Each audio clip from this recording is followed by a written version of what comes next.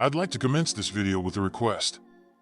For those interested in receiving more premium betting tips and predictions, especially if my guidance has contributed to your success in winning bets and generating revenue, I kindly seek your support in revitalizing this channel.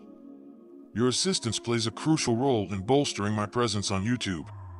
You're welcome to explore my Patreon support tier or check out my various plans. Multiple plans are available for each and every one of you seeking our premium picks. You can find the link in the bio and comment section below. Thank you for considering and supporting me. White Sox vs. Guardians. My team pick is Guardians. The White Sox are in obvious shambles right now. They have had a horrendous start and, in the process, lost their more exciting player for a couple of months. Their offense is putrid and there's no hope of that turning around anytime soon. They must now face Baby, who seems to have very quickly corrected his course after a tough debut. The fact he didn't allow is a good enough indicator to let me know that he can handle this White Sox lineup. On the other end, Cleveland's offense has been rolling and they already have 4 players with at least 10 hits heading into Tuesday night. They know how to score and they should be able to do plenty of that against a dismal Chicago side. My total pick is under 8.5 runs. Considering Chicago's offense is involved, this number seems almost astronomical. The White Sox have been shut out 4 times in their first 10 games, including the first game of this series when they managed just 4 hits. While the Guardians' offense has been plenty good, they haven't really turned the scoring up, save for the time they scored 12 against the A's. They have scored 6 runs or less in 7 of their first 10 games. The under has hit in 4 of the last 5 meetings between these two, prior to Tuesday night. Cubs vs. Padres. My team pick is Padres. Dylan Cease has looked well in his first 2 starts as a member of the San Diego Padres, while Kyle Hendricks is yet to find his zone that we are used to seeing him pitch. The ability to get hits off the starting pitcher is critical to make them feel uncomfortable on the mound, and there's a significant difference in the early portion of the regular season as Dylan Cease has a .162 opposing batting average while Kyle Hendricks has a .436 batting average against right now. This Padres lineup has been doing incredibly well, and that has been without their third baseman Manny Machado doing too much offensively, but with at least a hit and a run in 2 of his previous 3 games, so they should be able to do well here. The Padres are hitting for power as they are third in the majors with 15 home runs, while Chicago is all the way down as they are tied for 18th with the Oakland Athletics, San Francisco Giants, and Toronto Blue Jays with just 10 home runs as a team. All of the signs are pointing to the San Diego Padres winning this game inside of Petco Park here. My total pick is over 8 runs. These teams have been struggling to get outs consistently from their bullpen as the Cubs are ranking 22nd in the sport with a 5.12 reliever ERA, while the Padres are right behind them in 24th place with a 5.61 bullpen ERA. Up to this point, these lineups throughout the season have shown the capabilities of driving in runners that are in scoring position, as San Diego is 5th with a .928 team OPS while runners in scoring position, while Chicago is right behind them in 6th with a .928 team OPS. Kyle Hendricks has struggled to begin the regular season and Dylan Cease has struggled with his control at times throughout his career, so there could be runs being scored against them. All in all, go with the over as the better option as these 2 lineups can score well. Brewers vs. Reds. My team pick is Brewers. Hunter Greene has an electric fastball and has been doing pretty well this season, while Wade Miley is going to need to show he is not rusty after missing part of spring training. Cincinnati was able to only use 1 pitcher out of the bullpen to eat the final 4 innings, so they did not burn any of the pitchers out of the bullpen. All in all, take the Cincinnati Reds to split the first 2 games in the series. My total pick is over 9 runs.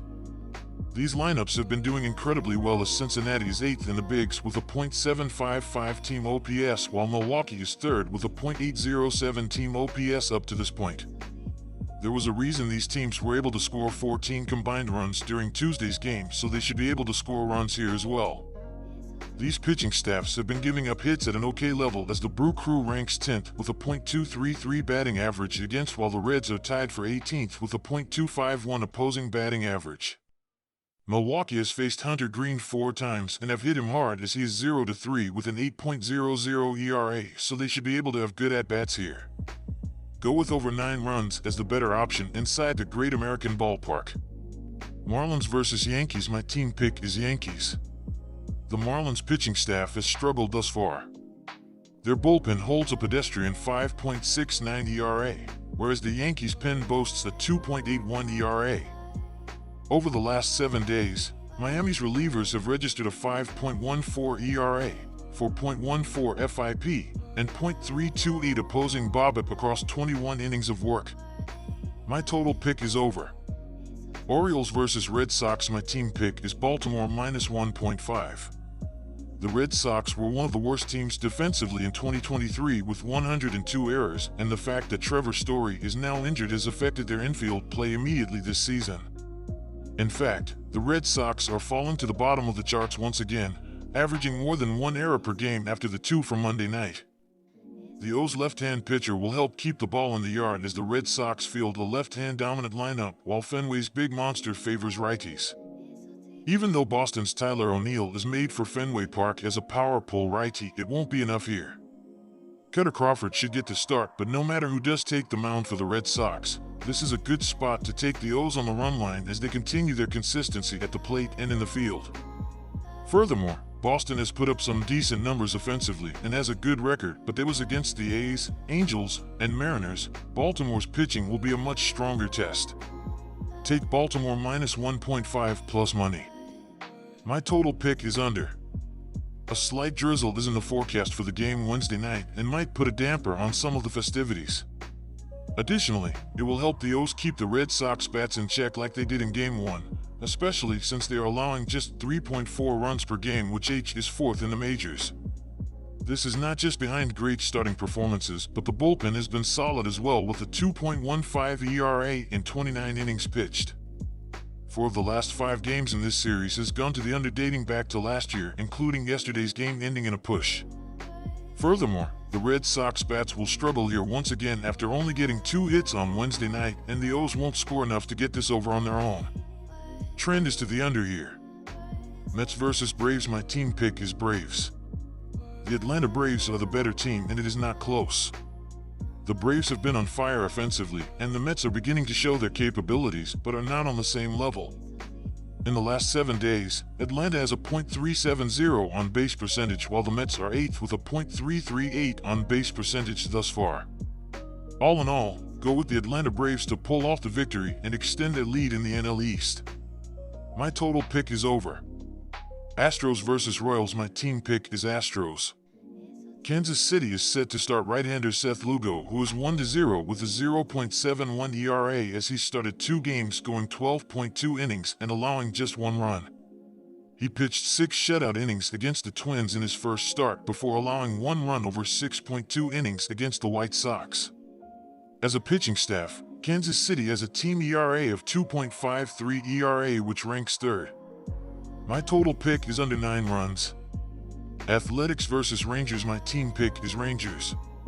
Plain and simple, the Rangers are the more talented team, and they should be able to take care of business at home against one of the worst teams in the league. Bradford will regress eventually, but I still think he can do a solid job against the A's in this case. Ross Stripling gives me zero confidence when he pitches as well.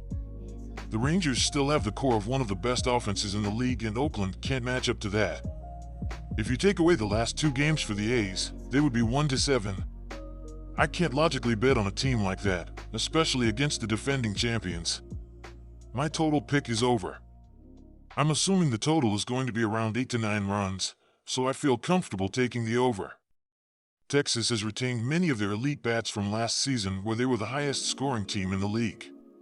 Cody Bradford has had an excellent start to the year, but I expect him to regress to his career numbers eventually.